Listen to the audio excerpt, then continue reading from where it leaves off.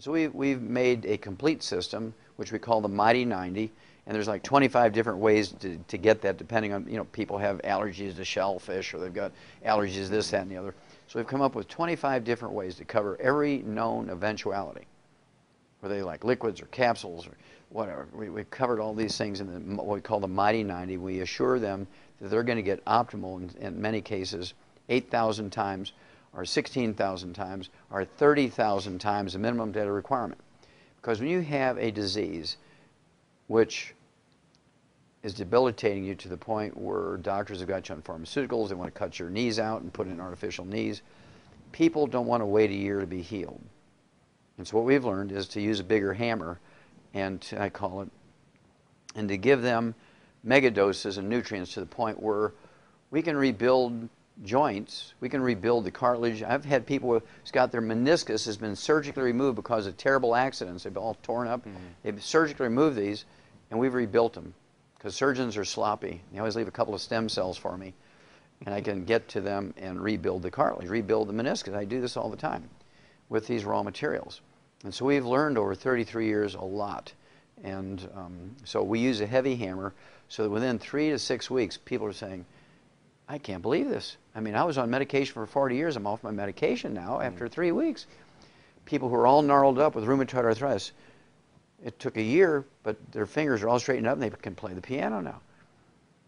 Okay? People who were scheduled, in fact, very famous people. Andrew Young, who was Jimmy Carter's ambassador to the UN. He was the mayor of Atlanta and the U.S. representative from the state of Georgia. He was scheduled for double knee surgery 20 years ago. And his son called me up and asked me to help him, and I regrew his knees 20 years ago. He canceled his surgeries. He canceled his surgeries, and I rebuilt his knees for him. He's never had to rebuild his, or have his surgery done on his knees.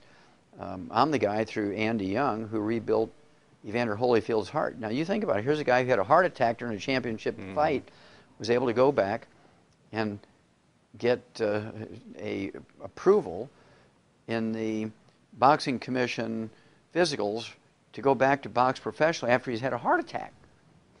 How can you do that? Well, I can do that.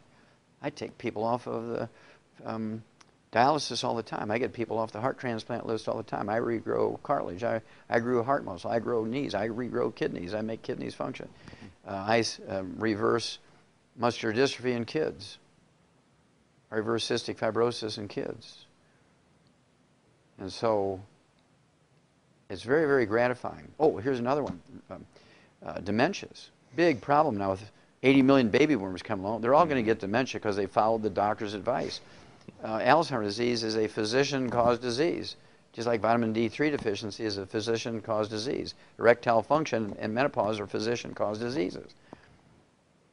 I can tell by your face you're sort of like, what? Yeah, menopause, I thought that was something that...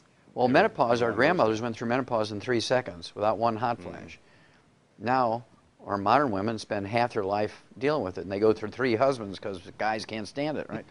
And so basically what it is they've been told they got to give up cholesterol, right, in their diets. Well, cholesterol is the raw material for ovaries to make estrogen and progesterone. Cholesterol is the basic raw material to make steroids, which make estrogen and progesterone. So you go on a low cholesterol diet, you get cholesterol-lowering drugs, you're going to have menopausal symptoms to the point where you're like a flaming idiot, right? Men will have erectile dysfunction because testosterone is 95% by weight cholesterol. You want a cholesterol-restricted diet, cholesterol-lowering drugs, there's nobody home anymore, right? It's real simple. When it comes to Alzheimer's disease, 75% of your brain weight is this fatty insulation material called myelin. When you get Alzheimer's disease, the myelin goes away and the naked nerve fiber is all tangled up, and it's legendary that nerve tangles are the iconic diagnostic feature of Alzheimer's disease. Nerve tangles compared to the other 3 classic dementias which don't have that. And this myelin, this fatty insulation material of the brain that makes up 75% of your brain weight, is 100% cholesterol. So you're on a cholesterol-restricted diet, you take cholesterol-lowering drugs, there's nobody home up here, nobody home down there. I mean, life is a mess. Doctors for the last 50 years have been telling people to stay out of the sun because of skin cancer. Now, if you have to go out in the sun, Scott, be sure you're taking SPF 7 billion, you know, sunblocker to protect yourself. You have to wear long sleeves on top of that, gloves, big brim hats. Do not go out in the moonlight because you're going to get skin cancer. And for gosh sakes, do not take any vitamin A and D because they'll damage your liver. And so everybody in America has a vitamin D3 deficiency. Now they've discovered that vitamin D3 is useful. Oh my gosh, everybody's got a vitamin D3 deficiency. Well, medical doctors cause that by telling everybody to get out of the sun and stay away from vitamin A and D.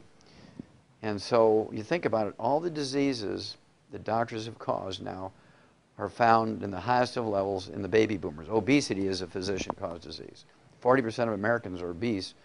40% of Americans are obese, Scott, and this is caused by medical doctors' misinformation, misadventure, and criminally negligent advice.